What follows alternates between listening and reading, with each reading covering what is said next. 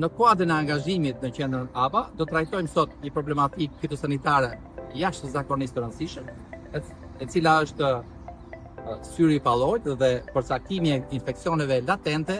nëpërmjet diagnozës paraprake. Në qëllim për të patur një prodhim të qëndrueshëm në kulturën e ullirit, është jashtëzakonisht e rëndësishme për të patur një pasërti fitosanitare.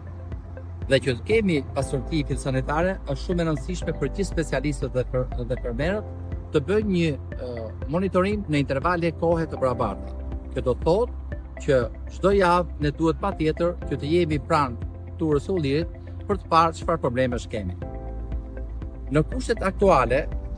sidomos të kushtet e ndryshimeve klimatike nga njëra anë, dhe nga ana tjetër duke pasur një numër të konsiderueshëm kultivarësh,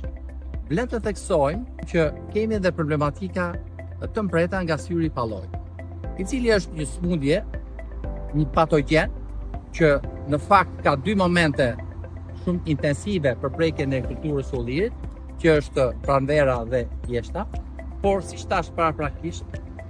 si rezultati i ndryshimeve klimatike nga njëra anë, për temperaturat e larta, rreshjet e herpashershme gjatë gjithë verës, bëjnë të mundur që patogjen të jetë i pranishëm gjatë gjithë ciklit vegetativ. Dhe pikërisht të kemi gjete të infektuara. Me qëllim për të marrë, sidomos në kultivarët të cilat janë të prekshëm,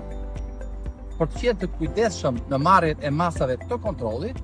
është jashtëzakonisht e rëndësishme që ne të realizojmë atë që quhet diagnozë paraprake, ose diagnozë për evidentimin e infeksioneve latente.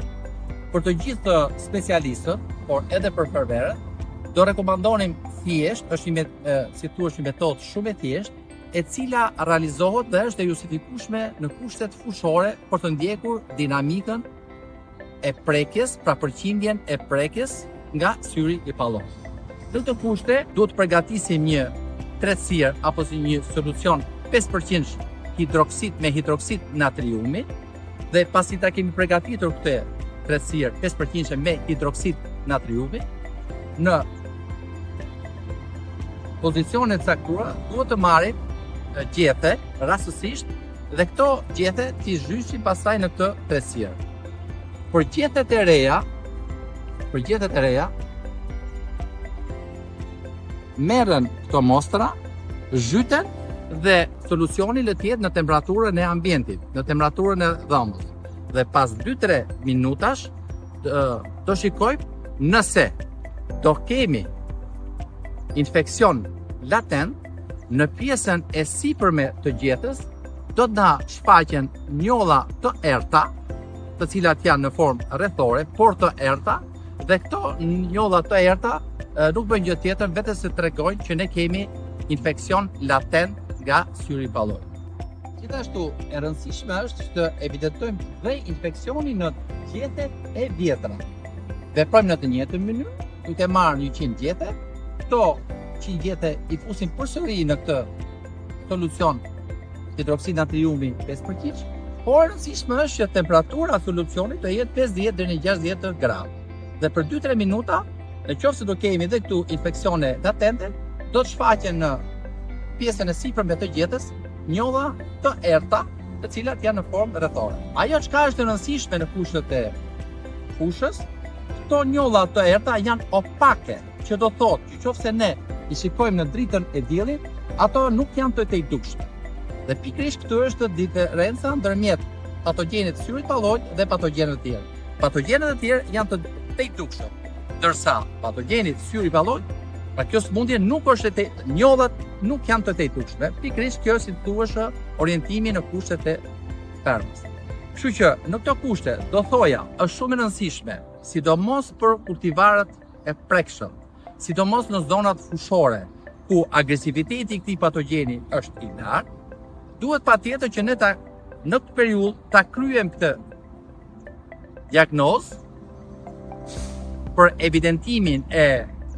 infeksioneve latente, dhe në qoftë se kemi prekje, është më se i justifikueshëm një ndërhyrje gjatë kësaj kohe. Pra, kjo quhet kryesisht ndërhyrje në mes të periudhës së vegetacionit. Ajo çfarë do rekomandoj, do thoja në këtë moment të mos ndërhyjmë me preparate me bazë bakri, sepse preparatët me bazë bakri përshpejtojnë rrëzimin e gjetëve, por do rekomandoja dhe është mos e vërtetuar shkencërisht për të bërë trajtim me dodin. Ndërhyrja në koment me dodin absolutisht do të krijojë mundësi që i gjithë zhvillimi i lipiditacionit do të jetë i pastër dhe do të garantojë pa pas hapi një pastërti nga ky patogjen, nga kjo smundje kaq e rrezikshme, e cila ndikon fuqishëm në rrëzimin e gjetëve dhe absolutisht është një nga faktorët për diferencimin e prodhimit në vitin e ardhshëm. Gjithashtu do thosha që këtë hap që ne po trajtojmë sot, të jemi të kujdesshëm te diagnozë paraprake mund ta kryejmë dhe në fund të korrikut dhe në kusht, me qëllim për të qenë të qartë për trajtimet që mund të realizohen dhe në shtator gjatë zhvillimit vegetativ. Kështu që në këtë kontekst do thoja edhe një herë që evidentimi i infeksioneve latente është shumë i rëndësishëm, sidomos në këtë moment për kultivaret të cilët janë të prekshëm, në kultivaret të cilët janë të kultivuar në zonat fushore, dhe ndërhyrja të realizohet me produktin e mbrojtjes bimëve dodin, me qëllim për të marrë pjesë në, si thuash, për të kontrolluar patogjenin, por pa stimuluar rrëzimin e gjetëve. Pra, momentalisht nuk duhet të përdorim preparate me bazë bakri, por të përdorim produktin dodin, i cili është shumë efektiv në këtë moment.